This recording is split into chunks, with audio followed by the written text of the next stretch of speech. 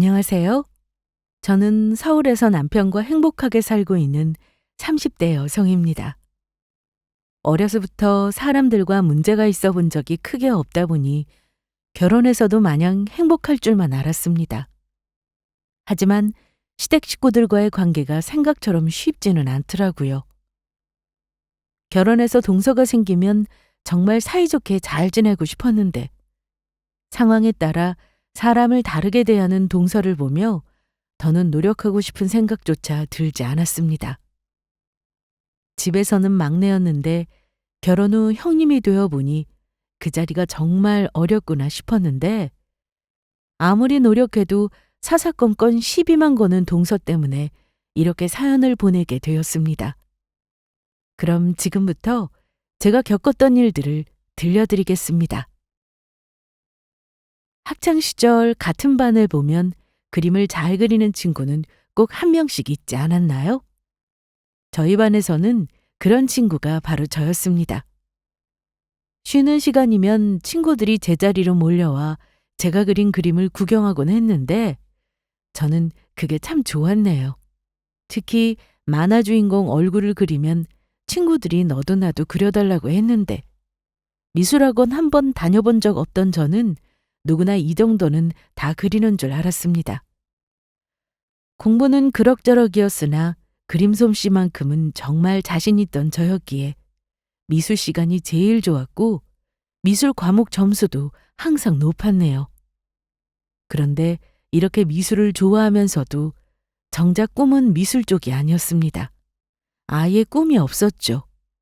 뒤늦게 하고 싶은 일이 생기는 경우는 많다지만 친구들은 디자이너, 의사, 연구원 등 저마다 꿈이 있었는데 저는 그게 없었어요. 그래서 하루하루 고민의 연속이었죠. 엄마, 나 뭐하지? 대학은 무슨 과로 가는 게 좋을까? 그걸 엄마한테 물어보는 거야? 네가 하고 싶은 걸 해야지.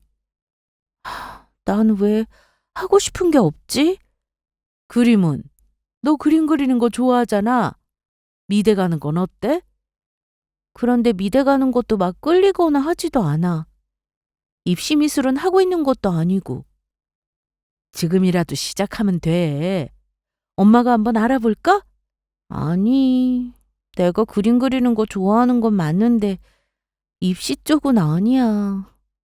저는 언니가 둘이나 있었는데 저만 진로를 정하지 못하고 있었습니다. 그저 그림 그리기 좋아하는 소녀일 뿐이었네요. 이후 저는 수능을 받고 성적에 따라 대학교에 들어갔는데 나름 인서울이라 집에서도 열심히 다녀보라고 하셨습니다. 하지만 1학년을 겨우 마치고 결국 학교를 그만두었어요. 아무리 생각해도 등록금이 아깝다는 생각이 들더라고요. 진영아, 그래도 대학은 나와야 하지 않아? 네 말대로 적성에 맞는 게 중요한 건 맞지만 이제 1학년 마쳤는데 좀 더 다녀보고 결정해보면 어때? 아니, 아빠. 나 1학년도 겨우 마쳤다고. 성적 보면 알잖아. 이럴 줄 알았으면 미대 쪽으로 알아볼 걸 그랬나 싶다. 미대는 내가 싫다고 한 건데 뭘. 난 대학 안 나와도 괜찮아. 혹시 아빠가 걸리는 건 아니지? 딸 셋 중에 나만 고졸이라고? 무슨 소리? 아빠는 그런 거 전혀 신경 안 써. 나중에 네가 후회할까 봐 그러지. 그냥 대학 졸업장이라도 따들 걸 이런 후회 말이야. 아니야. 그럼 그때 가서 다시 공부하지 뭐? 지금은 정말 안 다니고 싶어. 저는 부모님과도 충분한 고민 끝에 그렇게 대학교를 그만뒀고 그렇게 백수가 되었습니다. 한 가지 다행인 건 집안 형편이 넉넉한 편이라 제가 하고 싶은 건 언제든 지원을 해주셨다는 점인데요.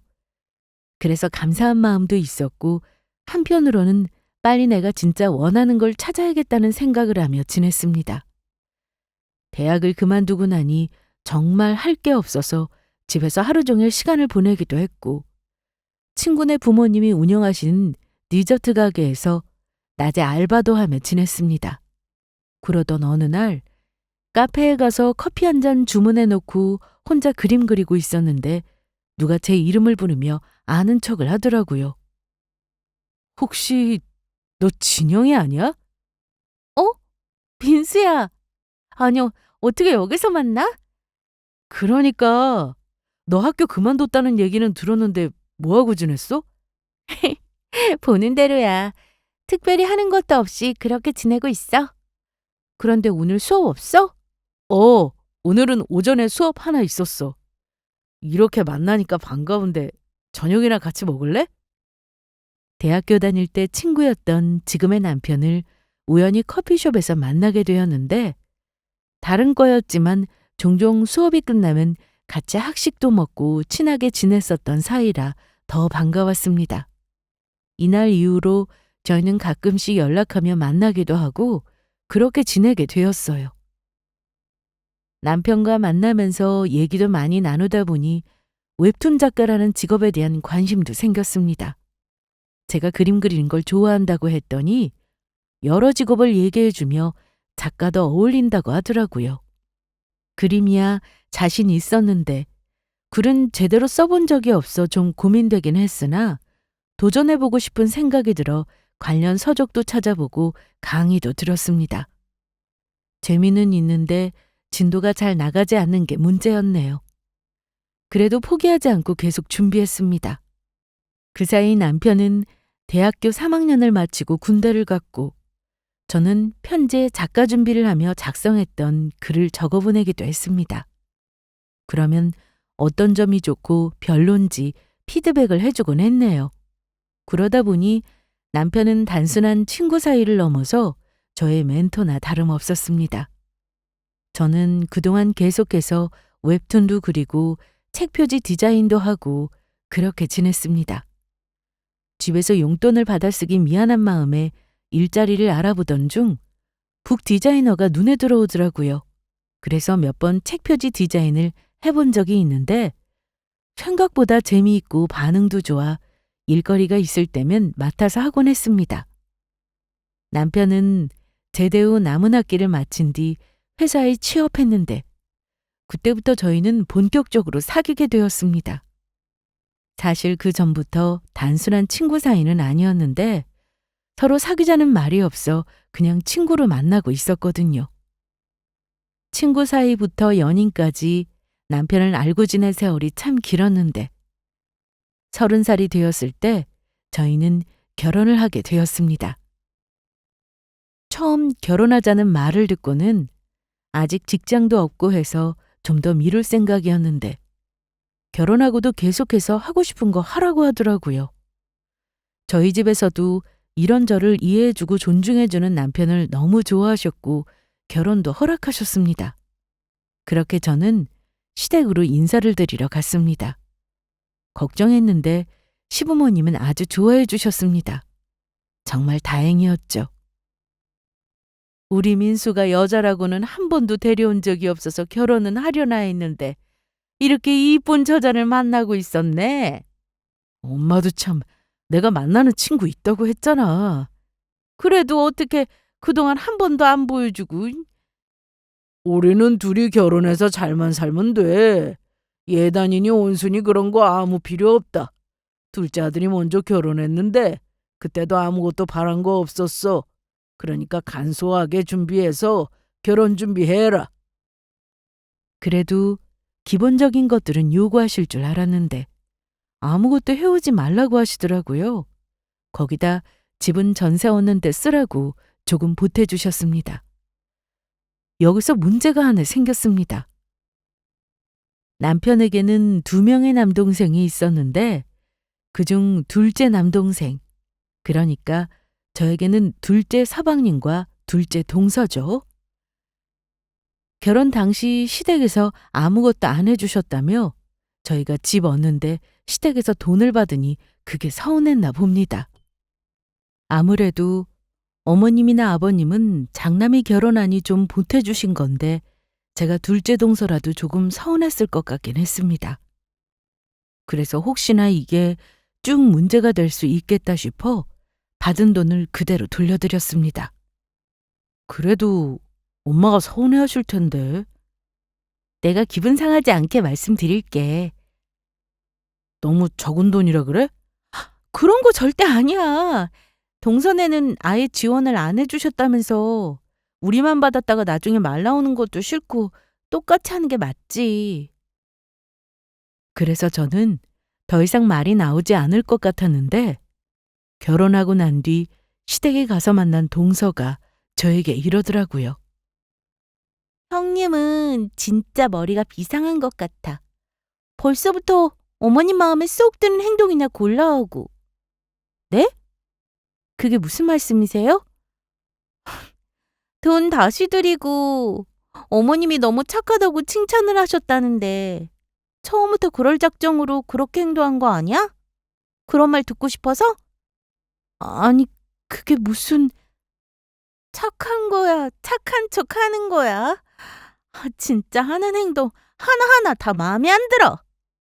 동서라는 사람은 시댁에 첫인사를 갔을 때부터 저를 보는 눈빛이 좀 싸했는데 이후 여러 번 만났을 때에도 저를 별로 마음에 들어 하지 않는 게 느껴졌습니다.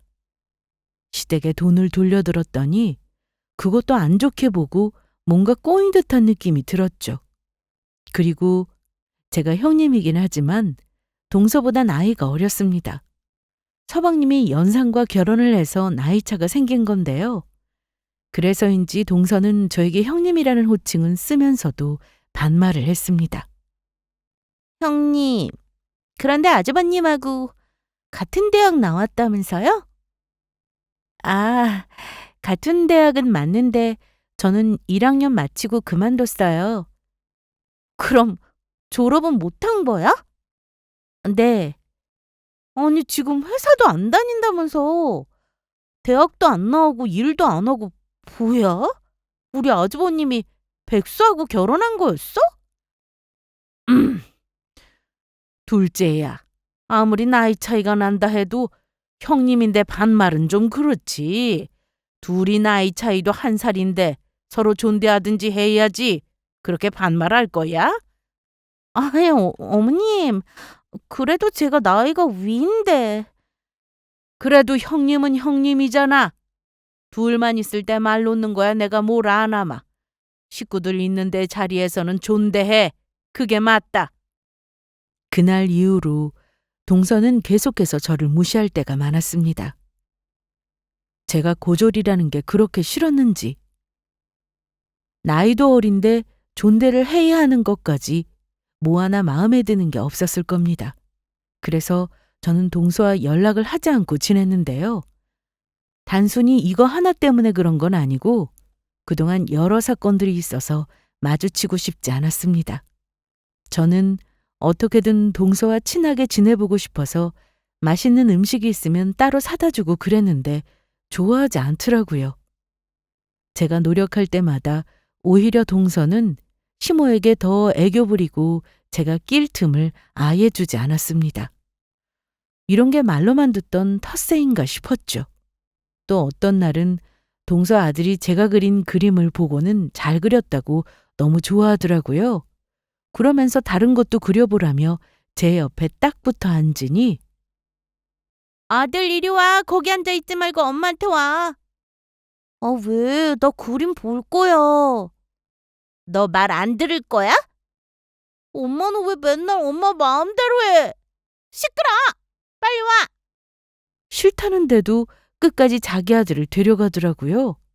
그러면서 일부러 저보고 들으라고 하는 건지 제 옆에 가지 말라고 하면서 나이 먹고 그림 그리는 게 뭐 자랑인지 시댁 와서도 저러고 있다고 하더군요. 제가 할 일도 안 하고 앉아있던 것도 아니고 다 해놓고 하고 싶은 거 하는 건데 왜 저런 말을 들어야 하나 싶었습니다. 순간 너무 화가 나서 한마디 하려는데 동서 아들이 다시 저에게 와서는 그림 너무 잘 그린다고 자기도 알려달라고 조르는데 화를 낼 수가 없었습니다.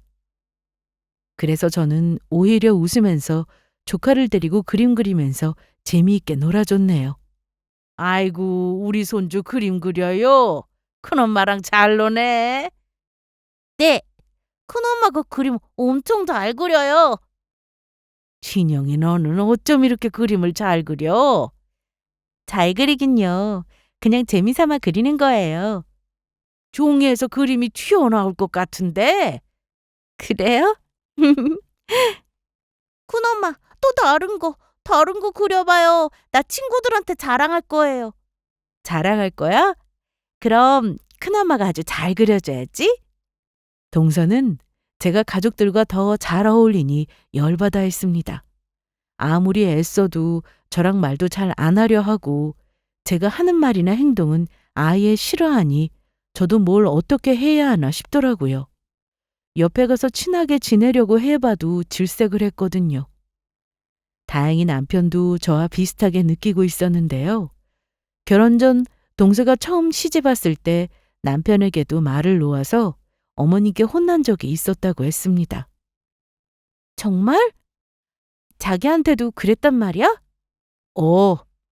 처음에 성민이가 재수 씨랑 결혼하고 나서 둘이 집에 왔는데 나보다 나이 많다고 말을 놓더라. 아주버님 소리도 안 하더라도 반말은 좀 선 넘은 거 아닌가 싶었는데 그냥 넘어갔어. 그런데 결국 엄마한테 한 소리 들었어. 그게 안 고쳐져서 여러 번 혼났고. 그런데 솔직히 우리 중에 나이가 제일 많으니 윗사람 대우받고 싶어하는 건 이해하는데 왜 시부모님 앞에서까지 그럴까? 재수 씨는 아마 못 고칠 거야. 그냥 우리가 그러려니 하고 넘기는 수밖에.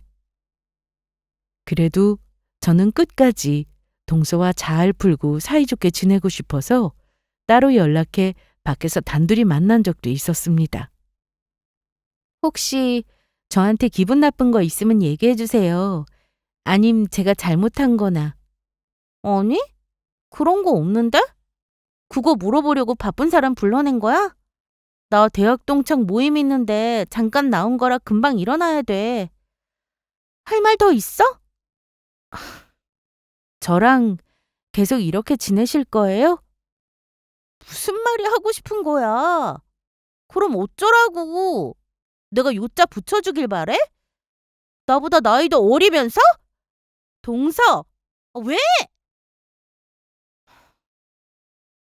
그러지 말고 잘 지내봐요, 네? 앞으로 계속 마주쳐야 하는데 서로 불편하잖아요. 난 아닌데? 그럼 난 먼저 가볼게. 앞으로 이런 일로 사람 불러내지 마. 짜증나게. 동서가 그렇게 나가버리는 바람에 더는 얘기도 하지 못했습니다.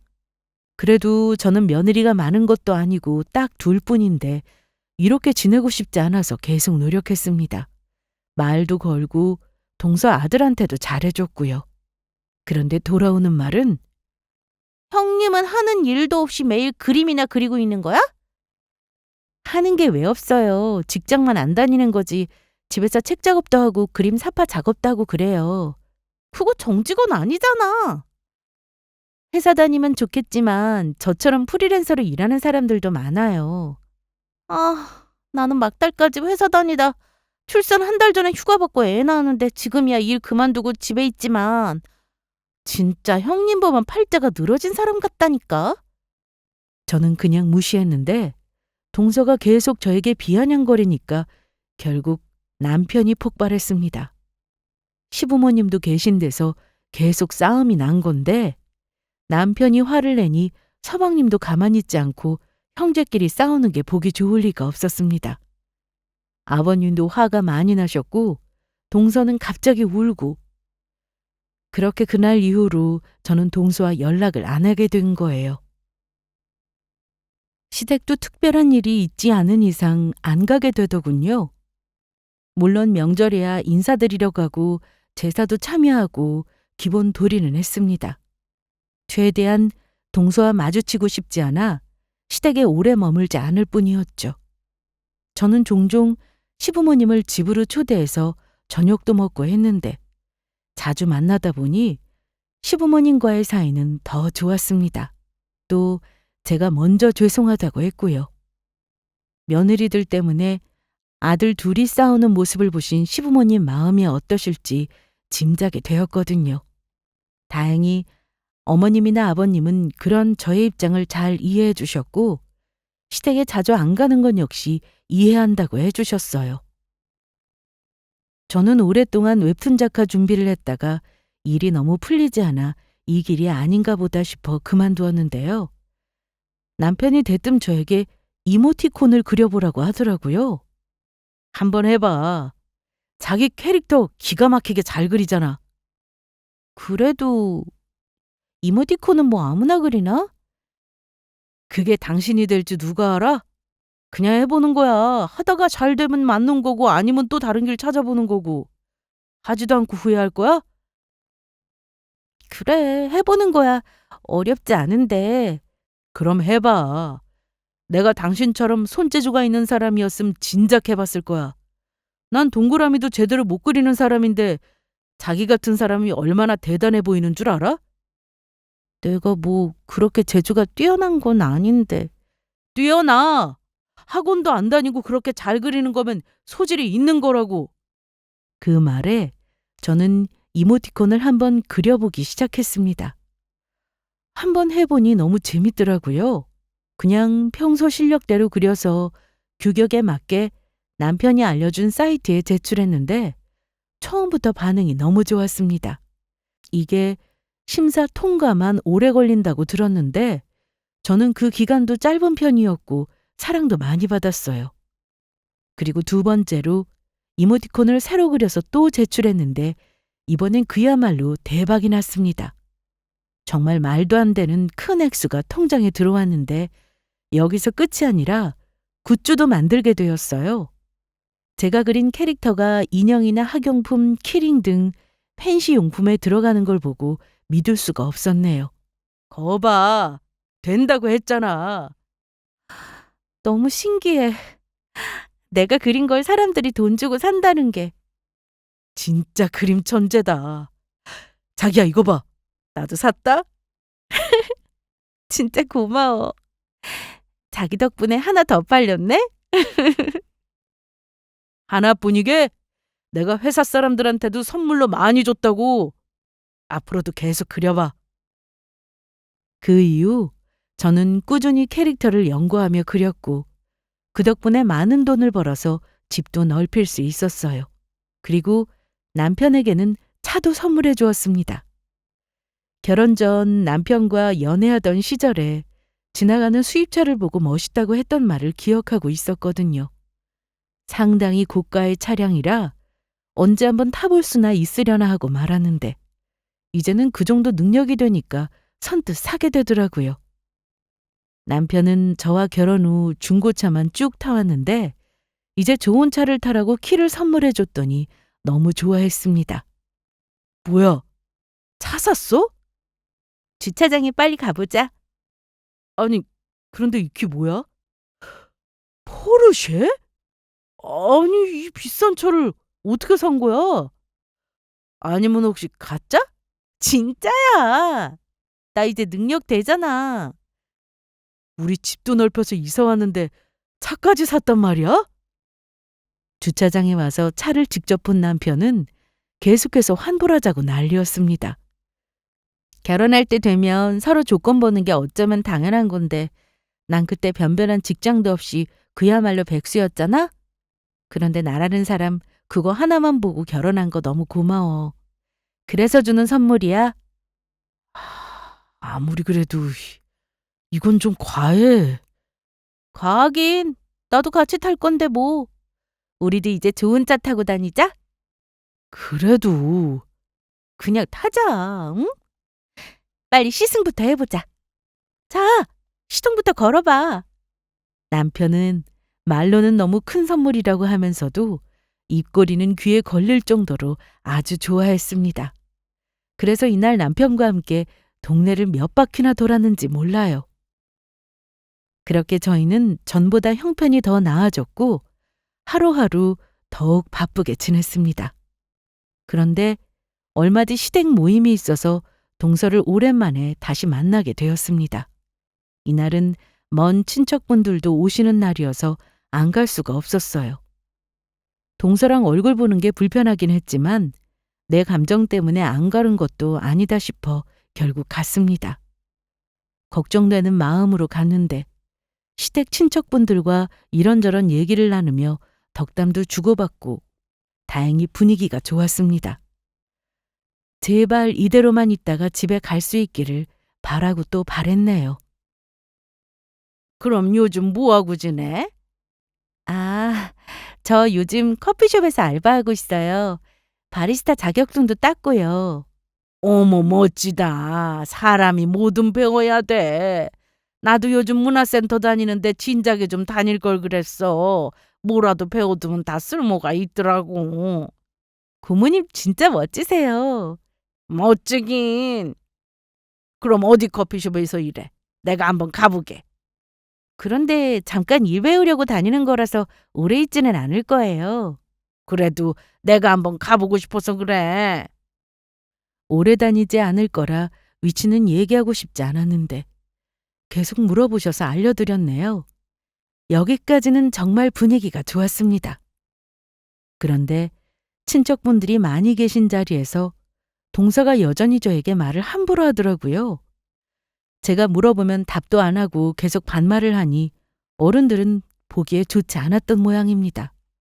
저와 남편은 원래 그런 걸 알았으니 그냥 넘어가려고 했는데 친척분 중 한 분이 저에게 형님이면서 왜 동서한테 존대를 하냐고 하더라고요. 그래서 저는 나이 차이도 있고 서로 존대하는 게 편하다 했는데 동서는 저에게 존대를 하지 않아서 그걸로 동서가 한 소리를 듣게 되었습니다. 제가 너무 민망했어요. 사실 옛날 분들은 호칭을 정말 중요하게 생각하는 분들이 많이 계시잖아요. 그래서 호칭이 괜히 있는 게 아니라며 정확하게 해야 한다고 하시며 형님이니 말을 놓으라고 하셨습니다. 시모도 저에게 눈치를 주길래 이번만 동서에게 말을 놓았습니다. 이후 손님들이 다 가시고 주방에서 설거지를 하고 있는데 동서가 제 옆으로 오더니 말을 걸더라고요. 재밌어? 네? 뭐가요?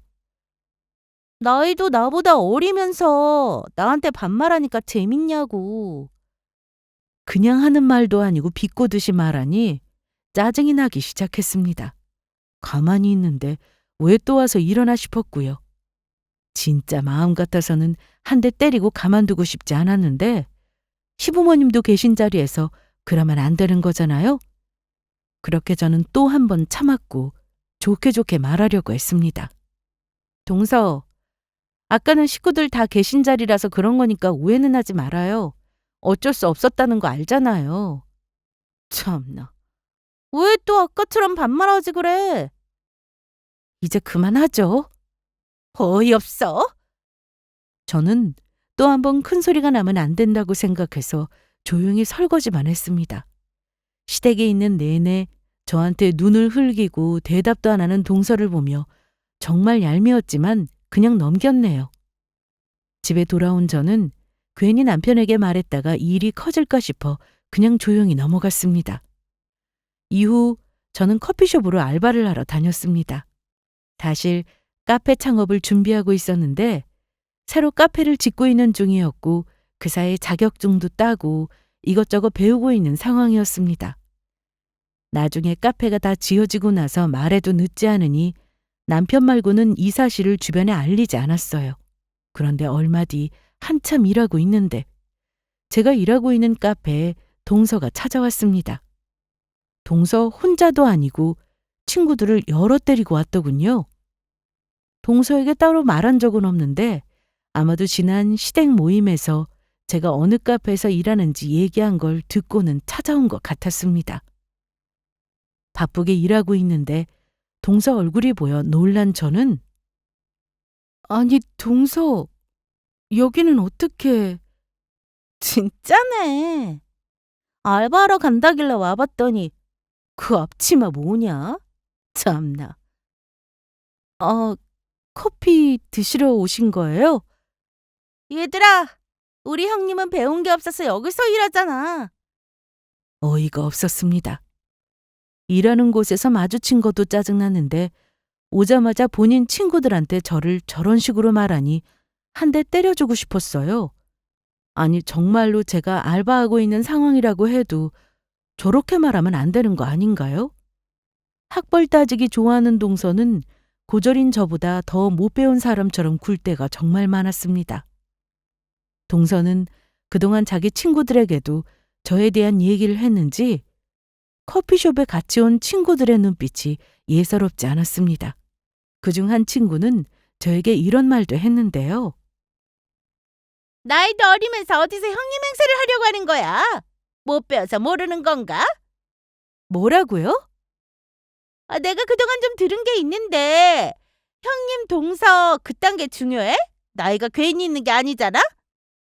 저는 손님들도 계속 들어오고 그래서 빨리 주문이나 하라고 했습니다. 그랬더니 아무리 동서 친구라고 해도 저랑 처음 본 사이인데 반말로 주문을 하더군요. 저는 그러거나 말거나 주문받고 진동벨을 전해준 뒤 뒷손님 주문을 받았습니다. 그런데 동서나 그 친구들이 번갈아 가면서 제가 일하는 카운터로 와서는 휴지 달라 뭐 달라 계속 방해를 하더라고요. 사실 제가 카페 알바를 하는 건 창업 때문이었는데 동서가 일을 알 리도 없었고 한편으로는 좀 우스웠습니다. 하는 행동이 너무 유치했으니까요. 이후 동서네가 주문한 음료가 나오고 저는 할 일을 하고 있는데 동서가 자꾸만 오길래 차라리 잘 됐다 싶어 부탁을 하나 했습니다. 그것도 반말로요. 처음 보는 동서 친구라는 사람이 저에게 무례하게 굴어서 저도 반말을 해버렸어요. 동서, 내가 지금 바빠서 그런데 차에서 지갑 좀 꺼내줄래? 차는 이 카페 뒤편에 주차되어 있어. 뭐? 아니, 이제 말을 막 하네. 아니, 근데 이거 뭐야? 차 키가 못 보던 건데. 차 바꿨어? 제가 건네준 차 키를 한참 보던 동서는 수입차임을 알고는 여러 번 다시 저한테 되물었습니다. 저는 계속해서 지갑 좀 갖다 달라고 했고 차 키 그대로 수입차가 맞는지 확인을 해보고 싶었던 동서는 그대로 밖으로 나갔습니다. 그리고 몇 분 뒤 제가 지갑을 손에 들고 카페 안으로 들어오는 동서의 얼굴이 믿을 수 없다는 표정이었습니다. 아니, 이 차 어디서 났어? 자기 차 아니지? 내 차 맞는데? 저 차 포르쉐면 엄청 비쌀 텐데 돈이 어디서 나서 샀다는 거야? 설마 다 대출 받은 거야? 미쳤어? 대출을 받아 사든 그냥 사든 그게 동서랑 무슨 상관인데. 그런데 지금 계속 반말하고 뭐 하자는 거야? 미안한데 동서, 여기 내가 일하는 곳이고 계속 이런 식으로 일 못하게 방해하면 나도 어쩔 수 없어. 점장님 불러서 해결하는 수밖에. 그런 일 안 생기려면 가서 조용히 동서 친구들하고 커피나 마셔. 어쩔 수 없이 자리로 돌아간 동서는 열받아 하는 게 눈에 보였습니다. 그리고 테이블에서 친구들과 뭔가 얘기를 하는지 수군거리기 시작했는데 그러던지 말던지 신경 안 썼습니다. 손님도 계속 오고 커피 내리고 음료 주문하느라 정신없었거든요. 동서는 정말 저에게 자격지심이라도 있었던 건지 제가 뭔가를 하면 쉽게 믿지를 않고 확인을 하려고 했는데요. 제가 일이 끝날 때까지 기다렸다가 정말 그 차를 타고 집에 가는지 지켜보더라고요. 진짜 대단한 사람이라고 느꼈네요. 아니, 동서, 아직도 집에 안 간 거야? 정말 네 차였어? 사람 말을 왜 못 믿는 건데? 집까지 태워다 줄까? 아니, 됐어. 나도 차 있거든. 그러더니 동서는 씩씩거리며 자기 차를 타고 돌아갔습니다. 몇 달 뒤 카페는 인테리어까지 잘 마무리되어 드디어 오픈을 했습니다. 저는 알바생을 두고 직접 일하기 시작했는데 위치가 좋아서인지 손님들도 꾸준했고 매출도 잘 나왔습니다. 한가할 때는 빈자리에 앉아서 이모티콘도 그리고 지냈고요. 제가 카페를 열었다는 소식은 친정과 시댁에만 알렸는데 동서가 일을 듣고는 저에게 전화해서 진짜냐고 물었습니다. 그러면서 자꾸만 어디냐고 물어도 말해주지 않았네요. 혹시나 와서 영업방해할까 싶었거든요. 아니, 어머님은 어딘지 모른다고 하는데 대체 어디냐고. 또 와서 방해하려고? 아니, 저번부터 왜 자꾸 반말해? 여긴 시댁 아닌데? 그럼 같이 존대하자. 서로 예의 있게 하자고. 그건 못하겠는데? 그럼 나도 못하겠어. 그리고 카페 어딘지 자꾸 물어보려고 연락하지 마.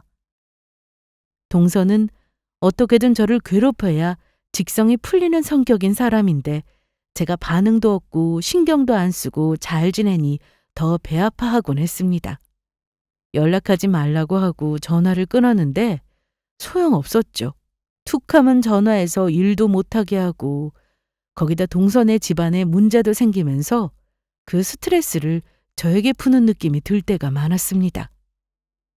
진영아, 퇴근했니? 네, 어머님. 좀 전에 집에 왔어요. 오늘은 커피 몇 잔이나 팔았어? 어머니, 오늘 많이 팔았어요. 아이고, 잘했다. 어머님도 언제 한번 오세요. 제가 맛있는 커피 타드릴게요. 그래, 그러마. 근데 지금 둘째네한테 문제가 있는 모양이다. 시모는 종종 저에게 전화하셔서 하루 매출이 어땠는지 묻곤 하셨는데 얼마 전에는 동선의 집안에 문제가 있다고 하더라고요. 들어보니 서방님네 회사 사정이 안 좋아져서 구조조정이 들어갈 예정이라고 했습니다. 생각지도 못했던 부분이라 마음이 좀 안 좋더라고요. 신경도 쓰였고요. 그래서 동서에게 다시 전처럼 존대를 했고 되도록 기분 나쁘게 하지 말자고 생각했습니다. 그래봤자 저에게 좋을 게 없었으니까요. 동서는 제가 무슨 말을 하든 진심으로 듣지도 않을 것 같았습니다. 그래서 그저 남편을 통해 상황을 전해 듣기만 했네요. 여보, 서방님은 요즘 어떻대? 그 자식 맨날 기운 없어 하지 뭐. 구조조정을 하더라도 모든 직원이 나가야 하는 건 아니잖아. 그치? 그렇지. 그래도 아마 전 직원들이 불안하긴 할 거야. 우리 회사도 작년에 한번 그런 일 있었잖아. 운 좋게 난 지금도 다니고 있지만 그때 나간 직원들 생각하면 아무래도 마음이 안 좋지. 잘 지나가야 할 텐데. 그런데 며칠 뒤 어머님이 반찬을 해놓았다고 하셔서 시댁에 잠깐 들렀는데 뒤이어 동서도 왔습니다. 저는 먼저 일어나려고 했는데 동서가 먼저 말을 걸더라고요. 카페는 잘 되는지 왜 알려주지 않냐고 하면서 일부러 시모기에 들어가게 더 못되게 말을 했죠. 그래서 대충 위치를 알려주고 그냥 나왔습니다. 그런데 동서가 제 뒤를 따라 나오더라고요. 형님, 뭐 급한 일이라도 있어? 뇌가 오니까 바로 나가버리네? 그게 아니라 제가 온 지 좀 됐고 어머님하고 얘기도 좀 나누고 일어난 건데요. 그래? 그런데 어쩜 사람이 그렇게 냉정해? 우리 남편 회사 사정 지금 안 좋다는 얘기 들었을 텐데 어쩜 그렇게 한마디 없냐? 안 그래도 걱정하고 있었어요. 말이나 못하면. 하긴 형님 네가 구조조정이 뭔지는 알겠어? 고졸에 회사도 다녀본 적 없을 텐데 내가 괜한 기대를 했네? 그럼 잘 가. 진짜 단 한 번도 그냥 지나가 본 적이 없습니다. 동서와 저는 이 정도면 악연 아닌가요? 대체 내가 뭘 그렇게 잘못했고 어디가 미운 건지 알고 싶었는데 이제는 그런 생각도 들지 않았습니다. 그냥 어떻게든 마주치지 말아야겠다 싶었네요. 저도 바보가 아닌 이상 저런 식으로 말할 때 받아치고 싶은 생각이 왜 안 들겠어요.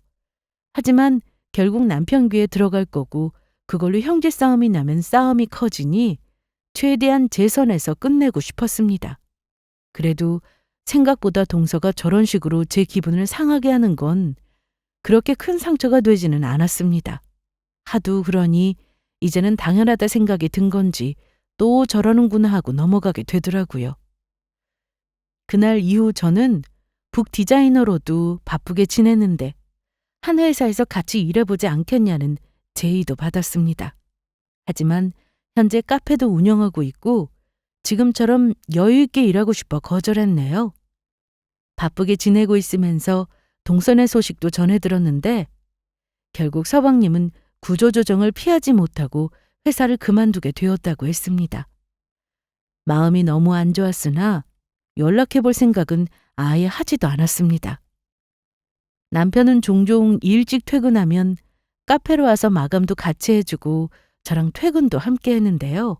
그러다 보니 힘든 줄도 모르고 일할 수 있었습니다. 자기야, 그냥 집으로 가지. 어차피 가는 길인데 뭐. 1시간만 있으면 마감이네? 그런데 아직 손님들도 많고 좀 늦어지겠다. 그런데 서방님은 어떻게 지내고 있어? 이직 준비하고 있나 봐. 아까는 엄마한테 전화 왔었는데 퇴직금으로 치킨집 차린다고 했다고 재수 씨랑 또 싸우는지 아주 시끄럽다고 난리다. 그렇구나. 재수 씨가 퇴직금은 절대 손 못 대게 한대. 이직을 하라고. 그런데 나이도 있고 해서 이직이 쉽지 않아 보이는데 모르겠다. 알아서 하겠지. 그러던 어느 날 제사가 있어서 알바생에게 일을 맡겨두고는 시댁으로 갔습니다.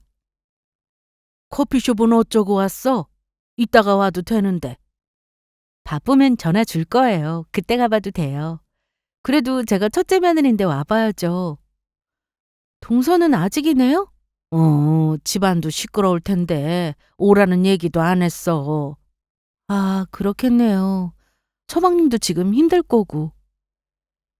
저는 그렇게 어머님과 이런저런 얘기하면서 제사 음식을 만들고 있었는데 동서랑 서방님이 왔습니다. 좀 어색했지만 그래도 반갑게 인사를 했고 다시 음식을 하고 있는데 거실에서 싸우는 소리가 나더라고요. 글쎄, 그 얘긴 꺼내지도 말라니까. 내가 해보고 싶다는데 대체 왜 그래? 무슨 닭을 튀긴다고 난리야. 집에서 밥도 혼자 못 해먹으면서. 그럼 나 대학원 갈래. 학비는? 당신 일하는 동안 생활비는? 그때 시부가 나와서는 두 사람을 조용히 시키는데 동서는 끝까지 소리 지르면서 치킨집은 안 된다고 창피해서 얼굴을 어떻게 들고 다니냐고 하더군요. 아버님 안 돼요 절대. 치킨집이라뇨. 제가 다시 회사를 알아보든 할 테니 아버님에 말려주세요. 네? 분명히 저도 가서 같이 치킨이나 튀겨야 할 거라고요. 하면 되지. 못할 건 뭐냐?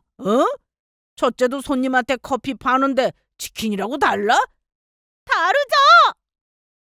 고상하게 커피 내리는 거랑 닭 튀기는 거랑 어떻게 같아요? 말을 왜 그렇게 해? 치킨집 하는 사람들은 그럼 다 안 좋은 일 하는 거야? 그게 아니라 암튼 저희는 절대 안 할 거예요. 아, 정말 내가 너 때문에 못 산다. 어떻게 네가 들어오고는 집이 조용할 날이 하루도 없어? 어머니 그렇게 말씀하시면 저 너무 서운해요. 조용히 해! 내 전부터 지켜봤는데 형님이 들어왔으면 서로 잘 지낼 것이지 뭐가 그렇게 마음에 안 들어서 툭하면 말 함부로 하고 나이 많다고 어디서 유세를 부려 유세를! 그리고 사정상 뭐라도 해야 하는 상황이면 하는 거지. 무조건 안 된다고 우기면 해결되는 거야? 성민이랑 잘 상의해서 결정하면 될 일을 그렇게 막무가내로 싫다 안 한다고 하면 되냐고! 시모는 동서에게 이렇게까지 화를 내신 적이 없었는데 이번에는 속에 담아두었던 말까지 전부 쏟아내셨습니다. 너한테는 남편이지만 나한테는 아들이다. 아들이 회사에서 그렇게 나왔는데 좋은 부모가 어디 있겠니? 그래도 우리 성민이가 뭐라도 해보려고 애쓰면 옆에서 같이 도와야지. 뭐가 그렇게 싫다고 난리야 난리가. 치킨집이 싫으면 다른 걸 알아보든가. 서방님은 고개를 못 들고 거실 바닥에 그냥 앉아 있었습니다. 동서는 시모가 불같이 화를 내자 더는 말을 못하고 그냥 나가버렸네요. 그날 이후 두 사람은 다투다가 결국 서방님 퇴직금으로 치킨집을 차렸다고 했는데 프랜차이즈 브랜드만 믿고 시작했다가 얼마 못 가서 망했다는 소식이 들려왔습니다. 처음부터 반대했던 동서가 이번 일로 서방님한테 크게 화를 냈다는데 안 봐도 어떤 상황이었을지 뻔했습니다. 남편은 동생이니 자주 연락해서 얘기라도 하는데 저는 동서와 그런 사이가 아니다 보니 정말 아예 연락을 끊다시피 하고 지냈습니다. 그런데 얼마 뒤 동서가 제 카페에 찾아왔습니다. 그런데 오자마자 정과는 다른 행동을 하더라고요. 형님 손님이 참 많네요. 하던 대로 해요. 왜 갑자기 존대를. 이제부터 그렇게 해보려고요. 어머님도 고쳐보라고 했고. 그럼 뭐 편한 대로 해요. 저기 혹시 카페에서 일할 사람 안 필요해요? 알바생은 이미 다 구해서 없어도 돼요. 그건 왜 물어요? 그럼 매니저는? 카페 보니까 매니저는 꼭 있던데 내가 매니저 하면 어떨까 싶은데. 갑자기 와서는 매니저 자리를 달라고 하는데 좀 황당하더군요. 저는 필요 없다고 했는데도 알바생 관리는 매니저가 해야 한다면서 일하겠다고 하는데 막무가내로 이러는 건 진짜 안 고쳐지는구나 싶었습니다. 서방님 상황을 이미 다 알고 있는데 아는 척하면 또 자존심 상해할까 싶어 모른 척했고 일할 사람도 필요 없다고 하고는 돌려보냈습니다. 동서는 이후로도 저에게 전화도 자주 하고 문자도 보내면서 전과는 다른 행동을 했는데 제가 별다른 반응이 없으니 결국 다시 본래 모습이 나오더군요. 이후 서방님은 작은 회사에 들어갔다고 전해 들었는데 전보다 연봉이 적으니 동서도 일자리를 계속 구하고 다녔다고 합니다. 하지만 애 키우느라 회사 들어가는 것도 어려웠고 결국 부업을 한다고 하더군요. 정말이지 상황에 따라서 사람을 다르게 대하는 거 너무 싫은데 동서가 딱 그런 스타일이었네요. 이제 와서 제 도움이 필요하니 친한 척하고 형님 하면서 존대하는 거 보고 더 싫어졌어요. 이제는 시댁에 가서 동서와 마주치더라도 아무렇지 않습니다. 시모가 그렇게 말해도 고치려는 생각 자체가 없는 사람이더라고요. 그래서 저도 그냥 그런 사람이구나 생각하고 무시합니다. 무시하니 세상 편한 걸 한때는 속상해하고 상처받으며 살았던 게 바보 같았네요. 저희 시댁에는 한 가지 변화가 생겼는데요. 막내 서방님이 결혼을 했습니다. 저한테는 동서가 한 명 더 생겼는데 저와 어쩜 그렇게 잘 맞는지 저를 잘 따라주기도 하고 유머 코드도 잘 맞았습니다. 확실히 밝은 사람이 들어오니 시댁 분위기도 훨씬 더 밝아진 기분이었고요. 나이가 제일 어려서 되도록 일도 안 시켰는데 일부러 더 나서서 도우려 하니까 고맙더라고요. 형님, 말 편하게 하세요. 그래도 요즘은 상호 존대해야죠. 서로 존대하자고요. 물론 시부모님 앞에서는 내가 말을 놓을 수도 있는데 그때는 좀 이해해줘요. 네, 그럴게요. 저와 막내 동서는 서로 존대하며 처음부터 그렇게 지내기로 했습니다. 다행히도 제 의견에 잘 따라주더라고요. 그런데 둘째 동서는 여전히 새로 들어온 동서와도 잘 어울리지 못했고 나이가 어리다고 그걸로 또 형님 노릇을 하더군요. 이제 막 시집 온 사람한테 이것저것 일을 시키면 못하는 게 당연한데 그걸로 트집을 잡고 막말을 하니 결국 식구들 다 모인 자리에서 시부에게 크게 혼이 났습니다. 둘째 너! 이제 너도 동서가 생긴 건데 형님이면 그에 맞는 행동을 해야지. 그게 뭐냐? 앞으로 우리 집에 와서 그렇게 행동할 거면 다시는 오지 말거라. 다시는! 막내 동서가 보는 앞에서 혼이 났으니 자존심도 상했을 거고 기분이 어땠을지 짐작은 됐습니다. 저는 이 말에 아무 말도 못하는 동서가 안쓰럽기도 했는데 한편으로는 속 시원하기도 했네요. 서방님도 이제는 편들지 않고 그냥 가만히 있었고요. 그동안 어떻게든 동서와 잘 지내보고 싶어 나름 노력했는데 세상에는 노력해도 안 되는 게 있는가 봅니다. 그냥 저와 안 맞는 사람이라 생각하고 있답니다. 저는 결혼 후 한동안 남편이 벌어오는 월급만으로 생활하는 게 참 미안했는데 이제는 저도 돈도 벌고 좋아하는 그림도 그리며 살다 보니 참 행복하고 마음도 편합니다. 그래서 하는 일도 계속 더 잘 되는 것 같기도 하고요. 직접 돈을 버니 눈치 안 보고 쓸 수 있다는 게 참 좋았는데 친정이랑 시댁에 용돈도 드리고 남편 생일에는 원하는 선물도 사줄 수 있어 좋더라고요. 요즘 둘째 동서는 저에게 예전처럼 무례하게 행동하지는 않지만 그렇다고 전과 크게 다르지는 않습니다. 저도 더는 애쓰지 않고 지내고 있는데 언젠가는 잘 지낼 수 있는 날이 올까요? 그런 날이 오면 참 좋겠습니다. 여기까지가 제 사연이었습니다.